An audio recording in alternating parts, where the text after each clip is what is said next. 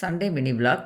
ஆடி அமாவாசைக்கு நான் என்னெல்லாம் சமைச்சேன்னு பார்க்கலாம். முதல் நாளே கிச்சன்லாம் க்ளீன் பண்ணி வச்சுட்டேன். எழுந்ததும் குளிச்சுட்டு வந்து பால் காசிட்டு காஃபி வச்சு குடிச்சாச்சு. நான் எப்போதும் என்ன சமைக்கிறேன்னு முதல் நாளே பிளான் பண்ணிவிட்டு கிச்சனுக்குள்ளே வந்ததும் இந்த மாதிரி நான் சின்ன சின்னதாக ரெடி பண்ணி வச்சுருவேன். அப்போ எனக்கு சமைக்க ரொம்ப ஈஸியாக இருக்கும். என்னோடய கேஸ் ஸ்டவ் 2 பர்னர் தான். அதனால் நான் டக்குன்னு அடுத்தடுத்து வேலை கொடுத்தா தான் சமையல் சீக்கிரமாக முடியும். இன்றைக்கி நம்ம குறைஞ்ச பாத்திரத்தில் குயிக்காக சமைக்க போகிறோம். குக்கரில் ஜவ்வரிசியும் துவரம் பருப்பும் வேக வச்சுருக்கேன். இந்த பக்கம் ஒரு கடாயில் புடலங்காய் பொரியல் தாளிச்சு விட்டுருக்கேன். பொரியல் ரெடியானதை மாங்காய் பச்சடிக்காக கட் பண்ணி சேர்த்துட்டேங்க.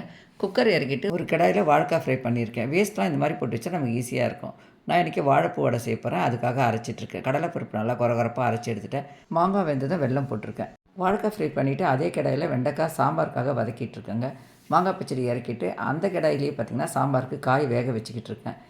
அதுக்குள்ளே வாஷிங் மிஷின் போட்டிருந்தேன். துணி முடிஞ்சிடுச்சு. அதை போய் காய வச்சுட்டு வந்துடுறேன். ஃபஸ்ட்டே ஜவ்வரிசி வேக வச்சதுனால பாயாசமும் சீக்கிரமாக ரெடி ஆகிடுச்சு. ஒரு குழிக்கரண்டி வச்சு சாம்பார், மாங்காய் பச்சடி, ரசம் 3மே தாளிச்சிட்டேன். குறைஞ்ச பாத்திரத்தில் குயிக்காக வேலை முடிச்சிட்டேன். தேங்க்யூ.